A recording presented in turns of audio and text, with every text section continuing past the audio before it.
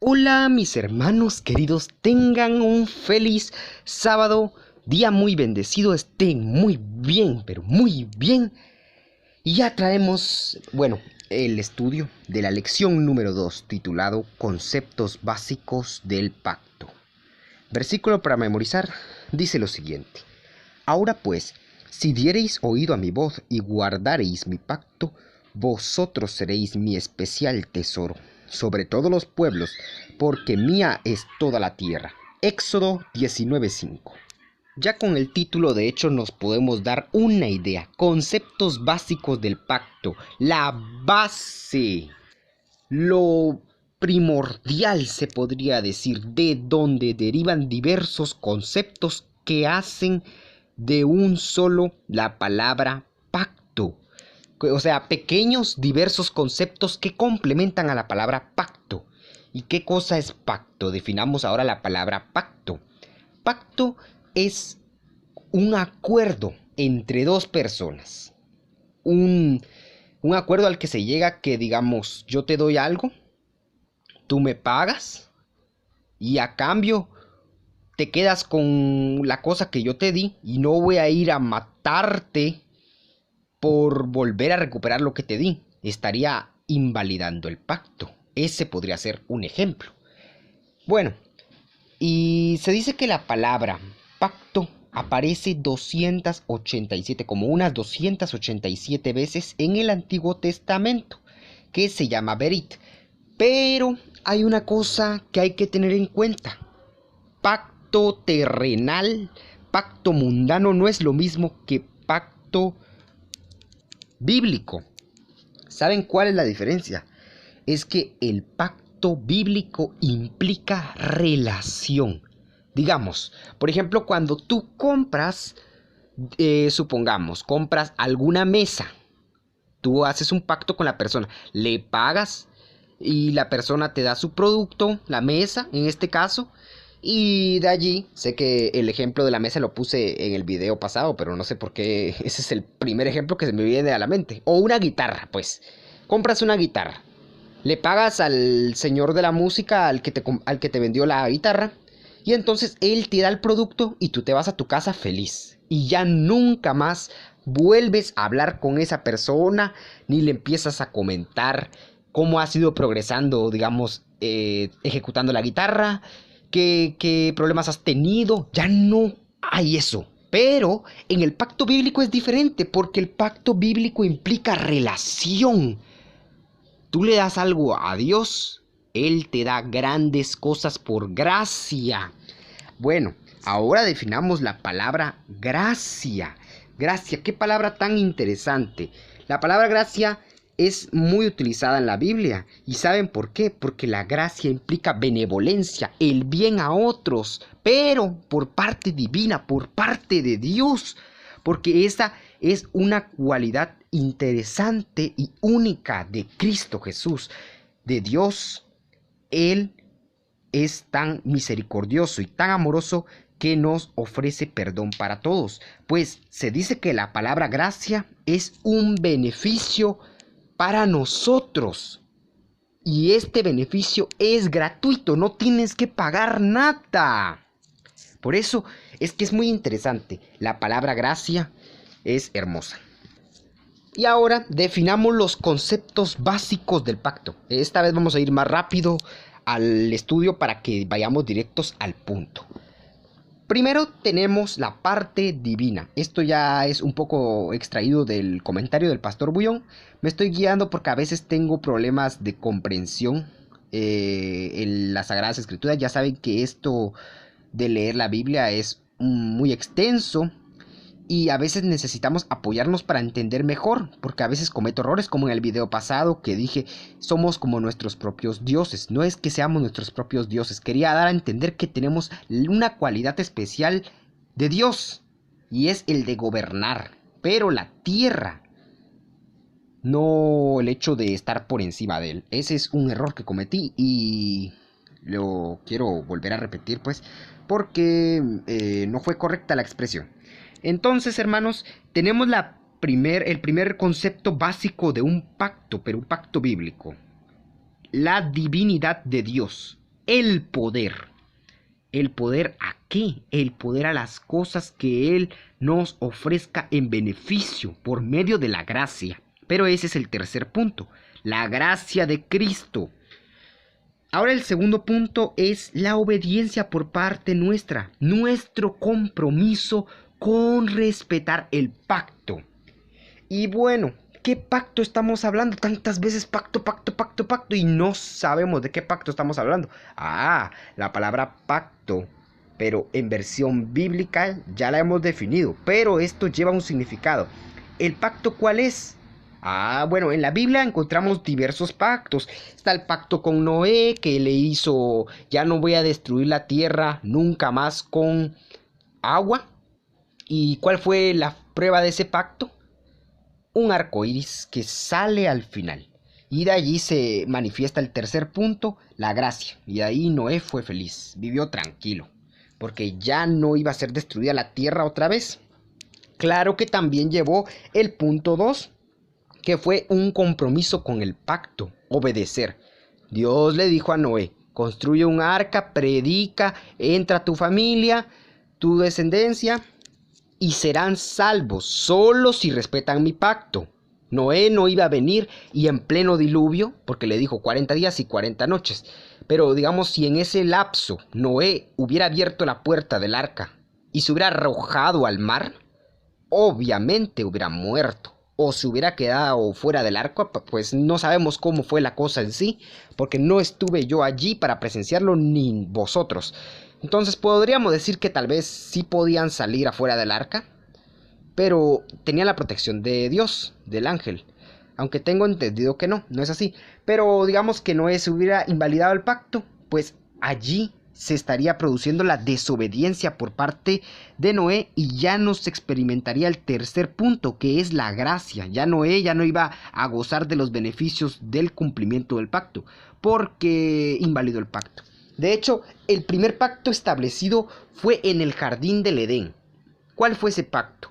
El ser humano era feliz, tenía las promesas divinas de Dios, se presentaba la divinidad de Dios, llegaba con ellos, se comunicaba, implicaba una relación con el ser humano. Por eso la palabra bendecir, que también lo comenta Pastor Bullón, la palabra bendecir es muy importante. Porque muchas veces nosotros no le tomamos esa importancia. Acostumbramos a bendecir cualquier cosa, a una persona, bendito seas, que Dios te bendiga. Esas expresiones son comunes, las utilizamos, pero la palabra bendito implica relación. Dios no bendijo a los animales, dice Pastor Bullón, y es cierto. Tampoco bendijo un objeto. Dios no bendijo las plantas. No bendijo la tierra. No. Lo que hizo Dios fue bendecir especialmente al ser humano porque el ser humano tiene raciocinio. El ser humano tiene la opción, libertad de elegirlo a él o al enemigo. Por eso Dios bendijo al ser humano, porque allí está a disposición del ser humano querer relacionarse con su creador. Y, claro, a través del amor. Y como les seguía diciendo, hablábamos de varios pactos. En la Biblia se encuentran muchos pactos. Dios establecía muchos pactos porque Él siempre busca una relación primera con el humano. Si podemos notar Génesis, ya sabemos cómo ocurrió la cosa. ¿Cuál era el pacto con Adán y Eva? Ellos iban a vivir felices, en tranquilidad, sin todo lo que está pasando ahorita, sin enfermedades, sin inundaciones, sin pecado. Eran unos seres perfectos. Aunque pecaron, claro, eso es un misterio que no sabemos aún y no se sabe si vamos a saber en un futuro.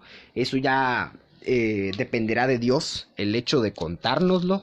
Pero claro, hay que salvarnos primero. Entonces, como les decía, Dios había establecido un pacto con ellos. Ellos vivían por medio de la gracia. Gratis, no tenían que pagar nada. El ser humano era el único beneficiado, no Dios. Dios solo se encargó de crear y sus criaturas se encargan de adorar y de obedecer. Pero el ser humano, como tenía libertad, claro, porque eso era la prueba, lo estuvimos estudiando en la lección pasada, de que la prueba del árbol del conocimiento del bien y del mal era demostrar que había libre albedrío. Y entonces el ser humano decide pecar y ya se produce todo lo que ya sabemos de la historia de Génesis. Y si no lo saben, pues claro, los invito a que estudien, lean hermanos, lean la Biblia porque es muy importante que nosotros le dediquemos tiempo a ella. Y entonces el pacto que hizo con Adán y Eva fue el que iban a vivir gratis. Ese fue uno de los pactos que también implica para nosotros. Hoy en día el pacto que se puede decir que es el mismo, solo que para diferentes circunstancias se describió diferente, es gracia por medio de la sangre de Jesucristo. Nosotros somos salvos por medio de Él nada más. Gracias a su amor, nosotros tenemos una oportunidad nueva para vivir. Ahora, hermanos, abramos Génesis 6 y vamos a leer versículo 8. Allí confirmamos lo que les comentaba acerca de Noé. Dice lo siguiente: pero Noé halló gracia ante los ojos del Señor. Gracia. A Dios le agradó la actitud de Noé. Noé hacía el bien a otros y entonces halló gracia ante los ojos de Dios. Ahora versículo 18.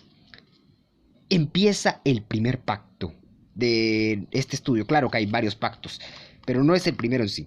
Pero estableceré mi pacto contigo, y entrarán contigo en el arca tus hijos, tu esposa y las esposas de tus hijos. Esto solo es para confirmar que está en la Biblia. Ahora pasemos al siguiente versículo. Éxodo 20, versículo 24. Dice lo siguiente: altar de tierra me harás, y sacrificarás sobre él tus holocaustos, tus ofrendas de paz, tus ovejas y tus vacas. Donde yo establezca la memoria de mi nombre, vendré a ti y te bendeciré.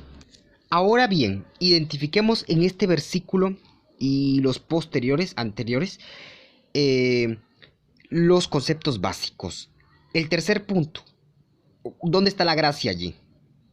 La gracia es el perdón, porque allí, claro, nos afirma Dios que por medio de los sacrificios que hacían, esto ya no lo dice en este versículo, pero si estudiamos todo Éxodo, básicamente nos habla acerca de los sacrificios, diversos sacrificios que hacían los israelitas para manifestar el primer punto, que claro, sería el primer punto y tercero que aplican en uno solo, pero no se los quiero comentar todavía, porque primero entendamos que el hecho de que cuando sacrificaban los corderitos representaban algo importante, y esto era la sangre de Jesucristo.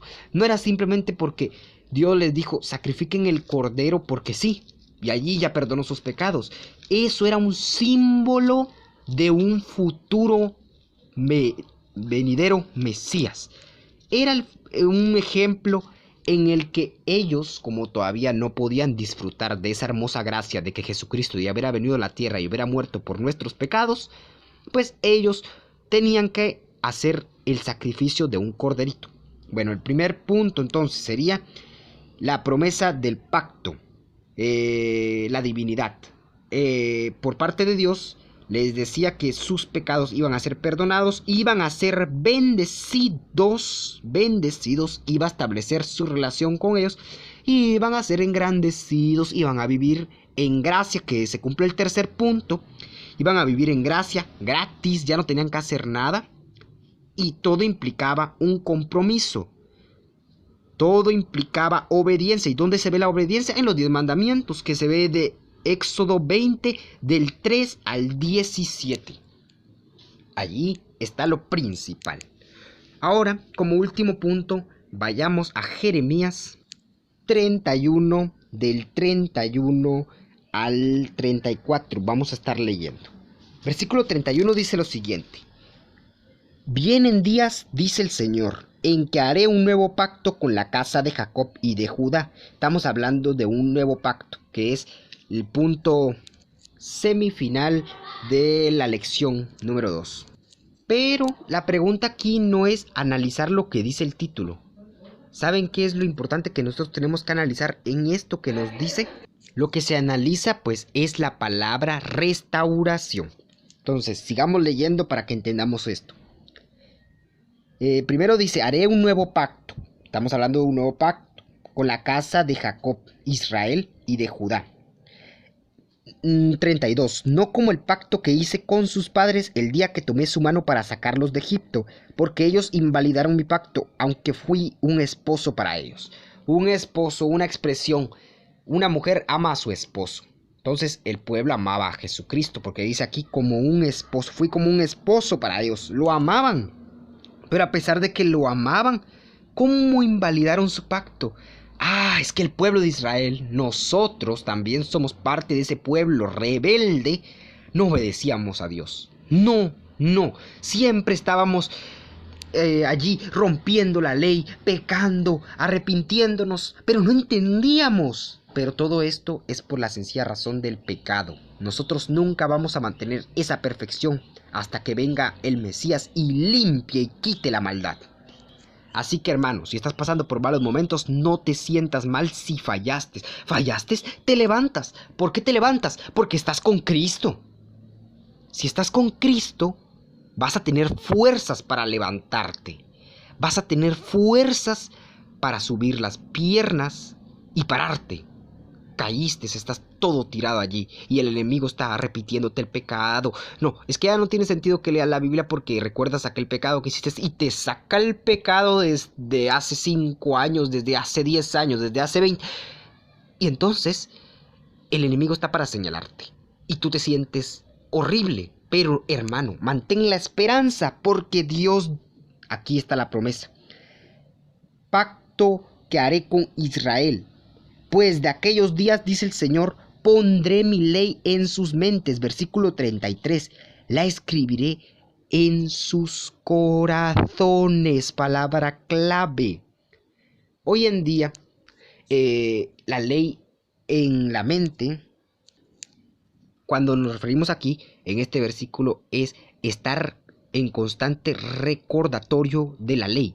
Pero también dice algo interesante, que dice, la escribiré en sus corazones. Dice, pondré mi ley en sus mentes. Que la recuerden, que no la olviden. Y la escribiré en sus corazones. Esto dice que por naturaleza, cuando nosotros recibamos la sangre de Jesucristo, ya sea a través del bautismo, que es muy importante, y cuando venga Él y destruya la maldad, nosotros vamos a ser semejantes a Jesucristo. Vamos a recibir esa redención, esa transformación, y vamos a volver a ser los seres perfectos con que éramos antes. Y hermano, cuando se escribe algo en el corazón, nunca se olvida. Como dice un dicho, las heridas del corazón nunca sanan. Es por la sencilla razón de que el corazón es el órgano más importante. Porque aparte de que nos da la vida, o sea, claro que la vida viene de Dios, pero ese órgano también cumple la parte fundamental de transmitir sangre. Y bueno, pues cuando hablamos en el corazón, es que Dios va a tocar esas profundidades oscuras que tienes en tu mente, ese deseo de maldad que viene de tu interior y que no puedes entender por qué actúas. De repente estás un día en paz y se libera esa bestia que tienes dentro y te dan ganas de hacer el mal, te dan ganas de pecar y no lo sientes y no es que lo quieras hacer y lo haces. No es tu culpa, la culpa es del enemigo, porque este enemigo destruyó la creación perfecta de Dios. Y dice, escribiré la ley en sus corazones, y yo seré su Dios, y ellos serán mi pueblo. Y ninguno enseñará más a su prójimo ni a su hermano, diciendo, conoce al Señor, porque todos me conocerán, desde el menor hasta el mayor, dice el Señor. Y aquí viene lo importante, lo más hermoso.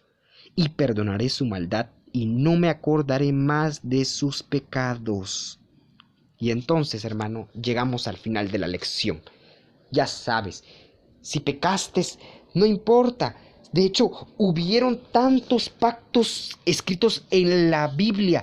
Pacto con Moisés, pacto con Noé, pacto con Abraham, fue bendito. De hecho, ahí se mencionaba una parte muy importante de que Dios bendijo a Abraham y le dijo que iba a ser que iban a ser benditas todas las naciones de él. Y es porque Jesucristo venía de la simiente de Abraham, venía del linaje de Abraham. Y entonces, hermanos, es muy importante. Si tú pecaste, ya te promete Dios que se va a olvidar de sus pecados. Dios te promete librarte. Así que ten un feliz día, hermano. Cuídate mucho. Que Dios te bendiga. Recuerda que eres un ser bendito por Dios. Y Él lo que quiere es que le entregues una relación especial con Él. Acércate a tu Creador, que Él te recibe con amor. Amén.